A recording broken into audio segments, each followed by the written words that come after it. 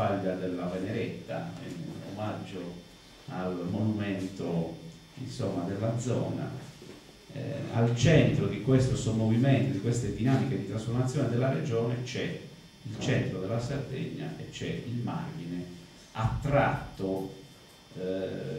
in una contrastante situazione di dissoluzione e di smembramento, attratto da tutti i poli più forti, alla periferia dell'area tirrenica, alla periferia di Sassari, fortemente diciamo sedotto da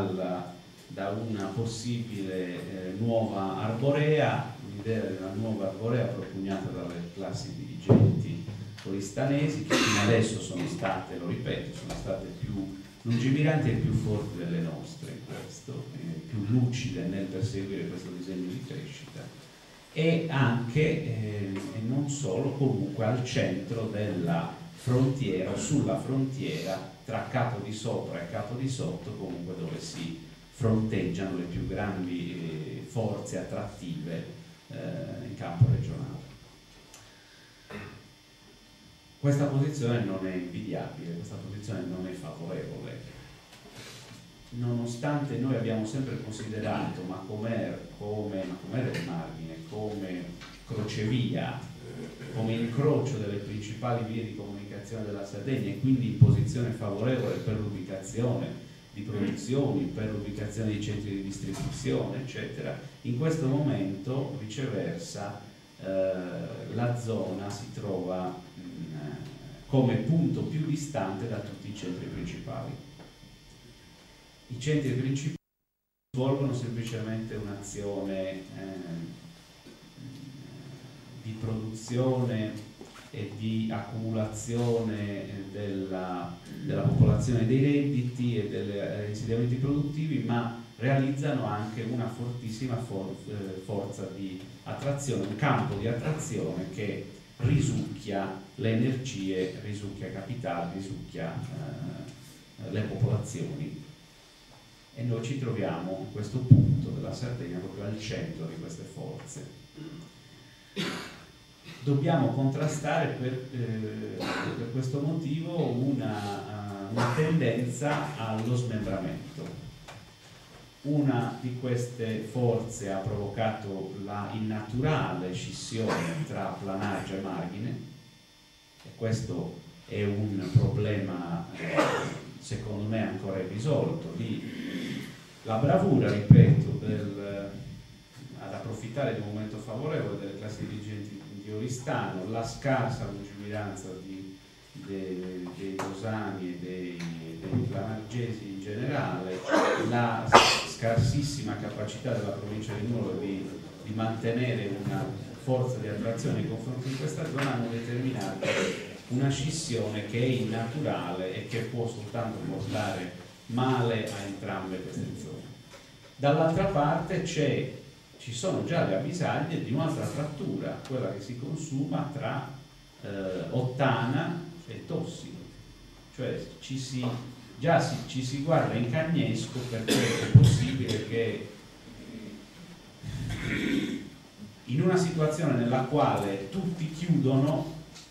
si chiuda tutto a Tossilo e qualche cosina rimanga a Ottana, e quindi ci si disputi le ultime vestigia della vecchia industrializzazione, quella che nell'introduzione è stata giustamente indicata come fine di un momento, fine di un'epoca di industrializzazione, fine di un tentativo di industrializzazione, fine di una politica. Ho lanciato inizialmente, diciamo nei primi momenti dell'amministrazione, poi ho cercato di insistere il più possibile, la questione Marghine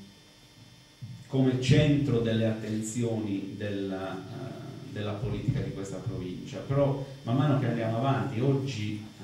diciamo, la mia riflessione è arrivata a questo punto. Io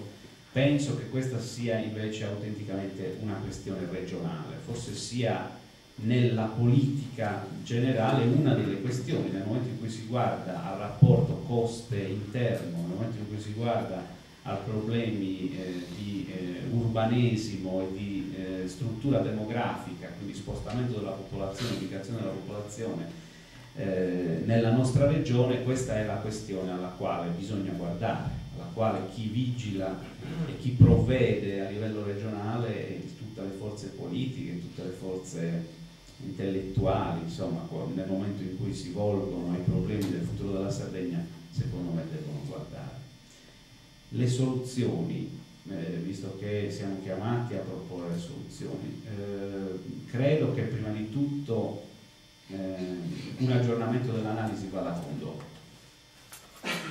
e io propongo questo tipo di visione, non semplicemente la questione della Sardegna centrale, dove Sardegna centrale è anche Rosei o non lo so, Tindura, quell'analisi non paga più, perché secondo me va preso atto della esistenza di un'area nuova, di un'area tirrenica nuova che si muove intorno al polo di Olbia, e questo, non prendere atto di questo e continuare con le categorie del passato non ci aiuta a capire. Una volta che noi prendiamo atto di questo, noi dobbiamo decidere se la nostra regione, la nostra autonomia regionale, quindi il complesso dei poteri e delle istanze politiche di questa regione possono incaricarsi di correggere una tendenza ad un urbanesimo per poli che comunque lascia sguarnito il territorio, crea problema di assenza di servizi nelle zone sempre più deboli e sempre meno in grado di pagarseli, e crea una mancanza, un mancato aggiornamento invece dei servizi nelle zone che ricevono grandissimi incrementi di popolazione. Penso anche questo si può verificare, si può prendere atto di questo, ci si può accorgere di questo anche per esempio nella nostra provincia. Ci sono comuni come Posada che negli ultimi 10 anni aumentano del 17% la popolazione. Questo per un piccolo comune con la stessa, più o meno la stessa, lo stesso apparato amministrativo di 10 anni fa, significa non riuscire a dare un quinto dei servizi in meno, perché non c'è un aggiornamento della struttura pubblica, non c'è probabilmente neanche una modernizzazione del sistema privato tale da consentire l'innalzamento dell'offerta dei servizi corrispondente all'innalzamento della presenza umana in quel sito. Problemi come questi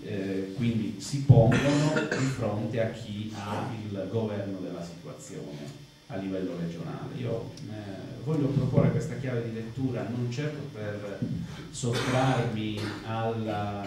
cioè dire che la provincia non c'entra con questo e invece è un problema della regione. Questo sarebbe un po' troppo banalizzare un ragionamento che sicuramente non sarà elevatissimo, però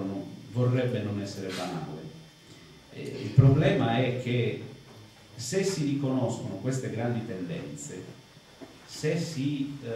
pone mente alla nuova distribuzione della struttura economica, della struttura demografica della regione Sardegna, allora non si può non trovare nella istanza regionale il momento nel quale la risposta va pensata, va elaborata. Poi sull'esecuzione delle misure che debbano contrastare o debbano assecondare, a seconda della decisione politica che verrà presa,